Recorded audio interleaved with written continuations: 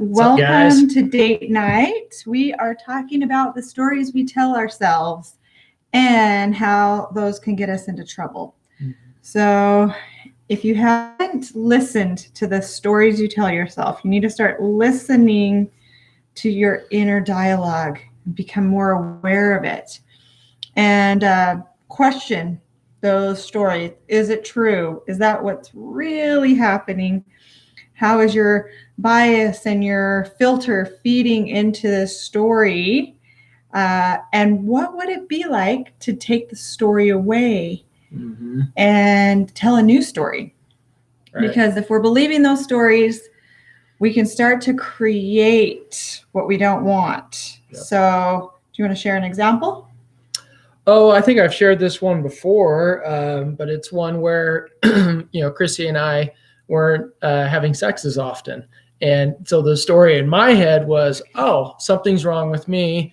I may not be as attractive to her anymore. So I grew the mustache thinking, that would somehow like trigger no. But the thing was, I got caught up in my story. And what happens when we get caught in our stories, we start to create thought distortions. We start to think that we catastrophize. We do things where we kind of put ourselves as the victim, or kind of see ourselves as the protagonist in our story, and everyone else, like, how's everyone else impacting our lives? And so we start feeding into this and believing this. And so my narrative was, oh, well, there must be something wrong with me.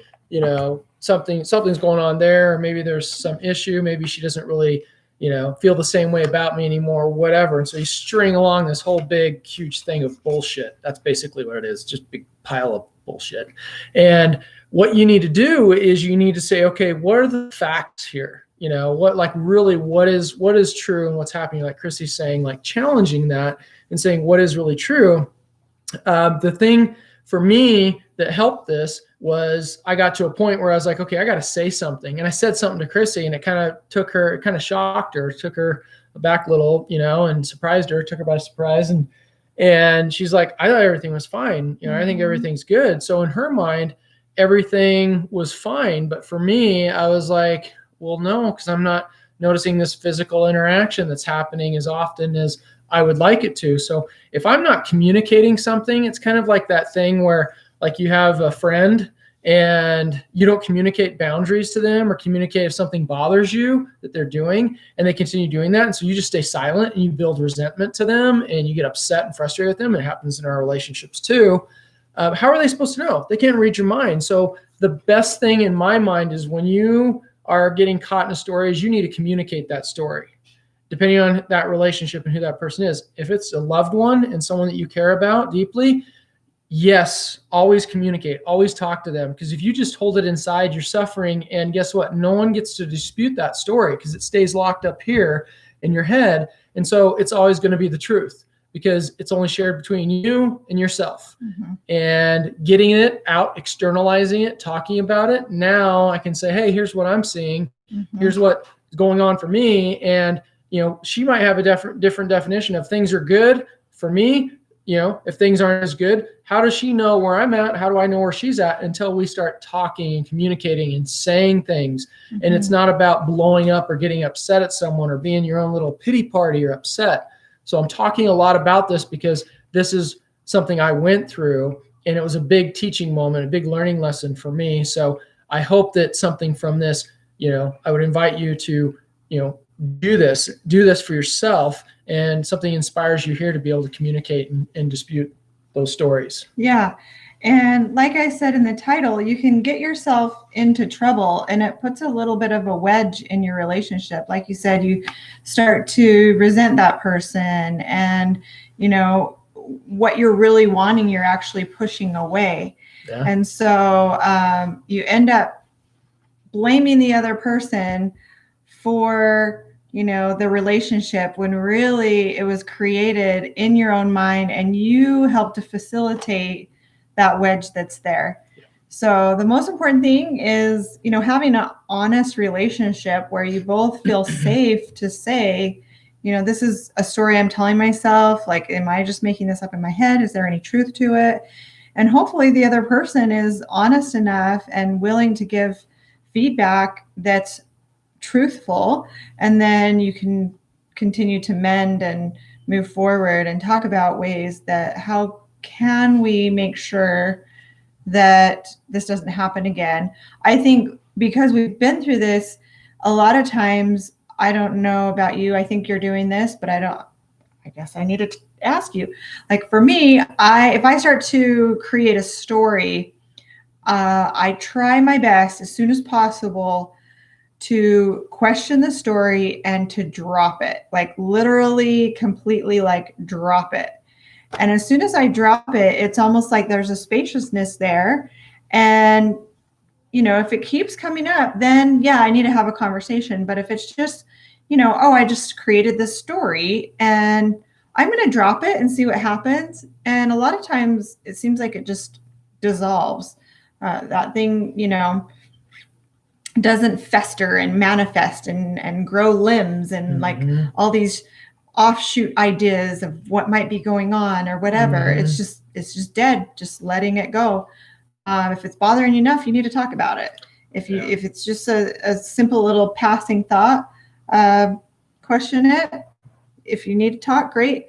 If you have the ability to let it go, it's important that you practice just going, hey, that was just a random thought in my head. It really isn't what I want to create either. So that's the other part of this is like, what are your stories? Are they positive? Are they negative?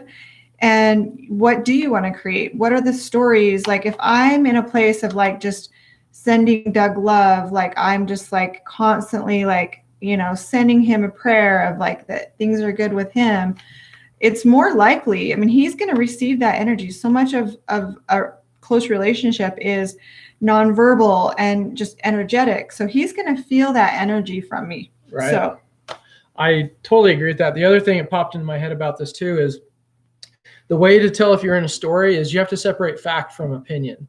So be willing to say, okay, well, in my case, okay, well, fact, okay, when we were first together, we were having sex this often. Here's the frequency. Okay, we've been married for 21 years now. We've been together over 21 years. And so that frequency has shifted. So that's a fact that the frequency shifted. The opinion comes into when I start to try and read between the lines and try and decipher, well, why is that shifted? Well, maybe this is the reason, or here's the reason, and then that opens up the door for me to create a narrative, and a narrative is a story. And so I am constructing that story and I get deeper and deeper in the story. And depending where I'm at, it's easier for me to be a victim or to cast blame and point the finger at her. And you make the story about you. I make the story about me. Instead of going, or maybe she's struggling with her hormones. Yeah. Maybe she doesn't feel beautiful enough and she doesn't, want me to see her naked. Like it a lot of times these stories become our own little pity party, like you said, our own little story, and it becomes a selfish, like about us versus the other person and what they might be going through and why they're showing up a certain way. And that's a great lesson that she just shared right there. This is in any daily interaction. You have people you work with, friends, whoever, a neighbor, you run across them and there's an interaction and you think, wow, they're kind of a jerk there. Like, what is that about? And again, when we make it about us, you never know what another person is dealing with. And that's the thing is I think if we approach each other from a place of no expectation that, hey, they showed up this way or whatever, or they're normally this way, this is normally what I see. We have no expectation with that. And then understanding, listen, I don't fully know Chrissy's experience and what she's dealing with. And so I can't make assumptions about that. And it gets easier in intimate relationships or the frequency. If we have more frequency of interaction with someone, it becomes easier for us to try and read their minds or assume based off of past evidential behavior that we see. And we can't do that. We've got to break that and say, just because they're showing up this way right now doesn't necessarily mean that it's something that has to do with me. And just hold space for them and say, I don't know what's happening, but, let me hold space and ask. And a lot of times, you got to approach that person with a neutral energy, because if you're coming at them already charged, they're like, whoa, what is happening right now? And they could be defensive. So, coming to them from this neutral place, curiosity, I just want to talk and find out what's up. Where are you at?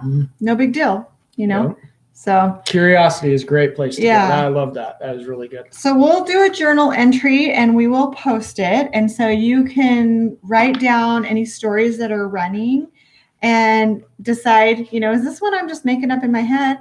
Do I need to discuss this with my partner? And then start to make up a story of what you want to create without any expectations. So, if you're wanting to create more intimacy, just write that down. I want to create more intimacy. And what can you do to bring that to the relationship? And talk to the other person about it too and see what is it that we need to do. And a side note, one of the things we figured out from this was it has to do with the 5 love languages.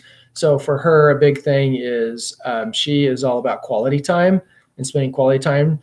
And for me, it's physical number touch. one, yeah. Number one, and mine's there's physical others touch that are important too. So absolutely, it's not like you just we just always spend time together. Maybe it is like words of affirmation, or bringing home flowers or something like that. So just knowing the order in which your 5 love languages are and your partner's 5 love languages. So and you won't know that if you don't communicate. And it all leads us back to you got to talk. And you can get onto the 5lovelanguages.com and take the quiz and find out. Good way to start. And then you can have conversations around that. But that can be a whole different lesson. So we're just going to wrap it up. And thank you for joining us for date night. If you guys have questions or comments, want to reach out, we'd love to answer your questions. Share ideas with us. And we're happy to share. We're open to sharing and being vulnerable with you guys. So have a beautiful weekend. Nothing's off the table, you guys. We're talking about all of it. Let's do it.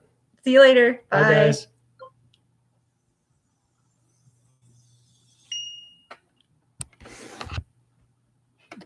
There we go.